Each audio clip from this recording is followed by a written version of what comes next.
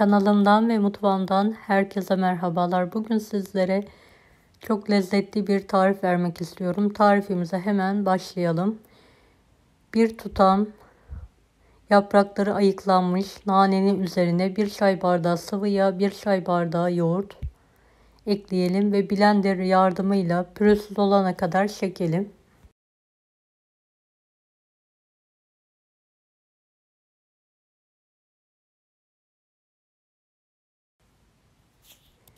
2 adet yumurta ekleyelim ve mikser yardımıyla çekmeye devam edelim.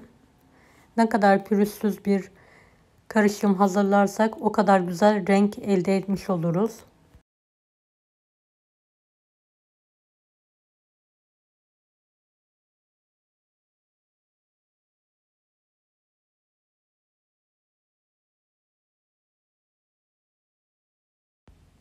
...50 gram yumuşak tereyağı ekleyelim. 2 yemek kaşığı sirke, 1 paket kabartma tozu, 1,5 tatlı kaşığı şeker.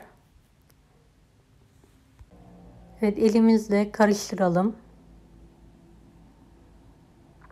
Toplamda 4 su bardağına yakın un kullandım. Azar azar ekleyerek yoğurmaya başlayalım. 2 tatlı kaşığı tuz ekleyerek yoğurmaya devam edelim. Unu da azar azar ilave yapalım. Unun miktarı yumurtanın büyüklüğüne göre ve unun kalitesine göre değişebilir. Hamuru toparladıktan sonra tezgah üzerine aldım ve üzerine 2 avuç kadar çörek otu ekliyorum ve tekrardan yoğurmaya devam ediyorum. Hamura çörek otu ayrı bir aroma ve lezzet katıyor. Mutlaka katmanızı tavsiye ederim.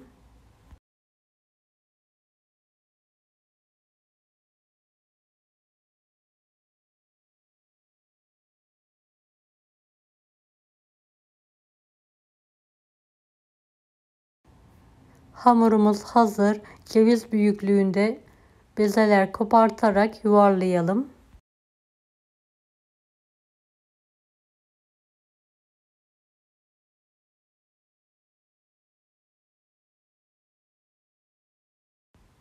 Videomu bu kısma kadar izlediyseniz yorum kısmına herhangi bir emoji bırakırsanız bana destek olmak için sevinirim.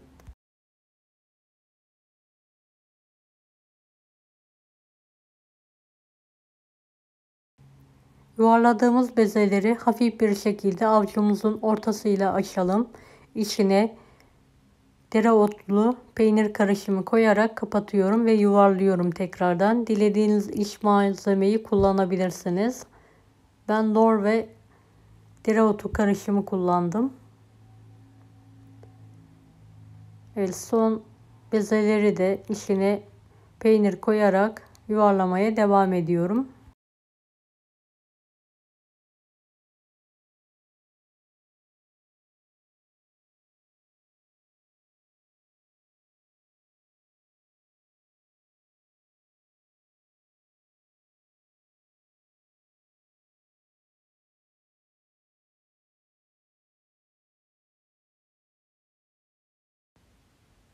Evet, artık poğaçalarımız hazır. Üzerlerine mutfak tarağı ile videoda görüldüğü şekilde şekiller verelim. Tüm hamurlara aynı şekil vermeye devam ediyorum ben.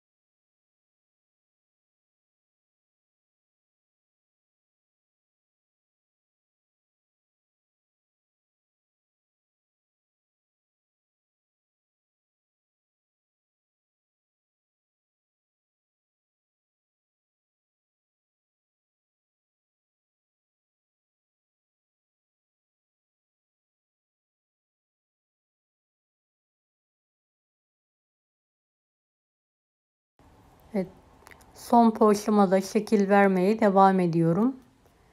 En son tam orta kısımlarına bir miktar çörek otu koyuyorum ve elimle hafif bir şekilde bastırıyorum.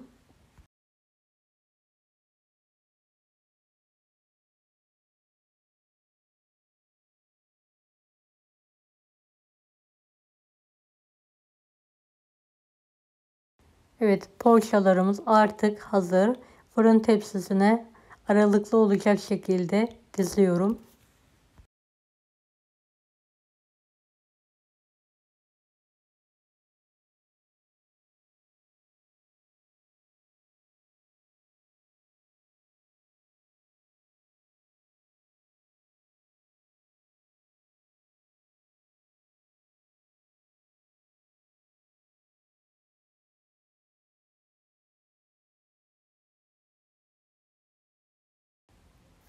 Poğaçalarımız hazır. Önceden ısıttığım 170 dereceli alt üst fırında üzerleri hafif pembeleşene kadar kızartmayı bırakıyorum.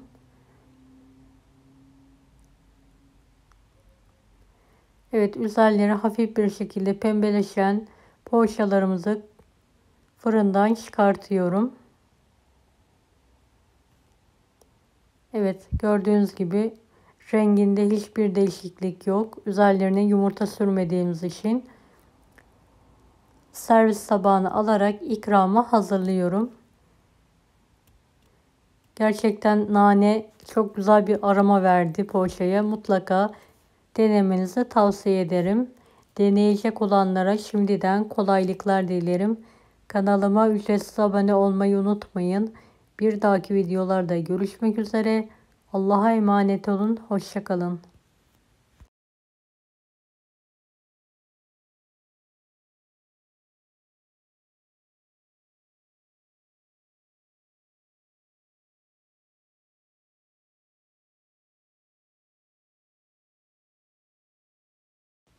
Daha farklı tarifler için bunları da izlemeyi unutmayınız. Evet, bir tanesini bölerek içinde yakından göstermek istiyorum. Afiyet olsun herkese.